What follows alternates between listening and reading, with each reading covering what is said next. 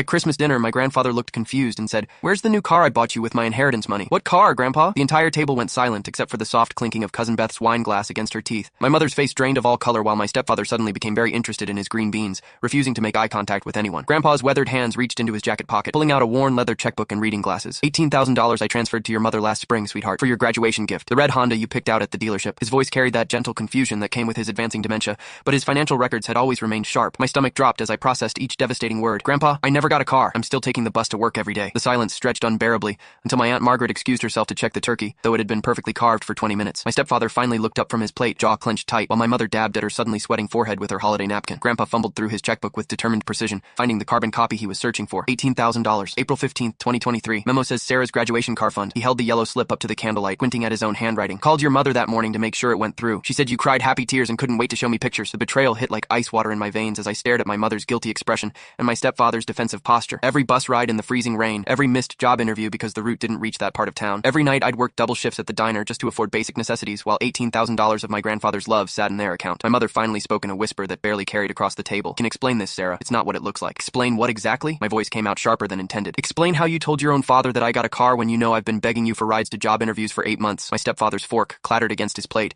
as he finally looked up with something dangerous flickering behind his eyes. The rest of the family sat frozen, probably calculating how quickly they could escape this genetic crime scene. Grandpa's confusion deepened as he looked between us, his mind struggling to process why his generous gift had evaporated. But Dorothy, you showed me the pictures on your phone. The red Honda with the bow on it. Sarah was so excited she was crying. His voice broke slightly, and I realized this sweet old man had been living for months believing he'd made his granddaughter's dreams come true. My mother's hands shook as she reached for her wine glass, downing half of it before attempting to speak. The thing is, Sarah, we had some unexpected expenses with the house repairs and she trailed off as my stepfather shot her a warning look that could have frozen the gravy. The pieces clicked together with sickening clarity as I realized they'd been actively deceiving my grandfather about it for 8 months. Show me your bank statements, I said quietly, my voice carrying the kind of deadly calm that comes right before someone completely loses their shit. Show me exactly where that money went. The Christmas tree lights twinkled mockingly while my entire family sat in stunned silence, probably realizing their little secret was about to explode like a nuclear bomb at the dinner table. 2 hours later, after Grandpa had been taken home and the family had scattered, I sat in their living room with bank statements spread across the coffee table like evidence. The $18,000 had been systematically drained through casino ATM withdrawals, luxury restaurant charges, and payments toward my stepfather's motorcycle I'd never even seen. The red Honda with the bow had been a complete fabrication, probably a stock photo they'd shown my grandfather. When I contacted an attorney the following week,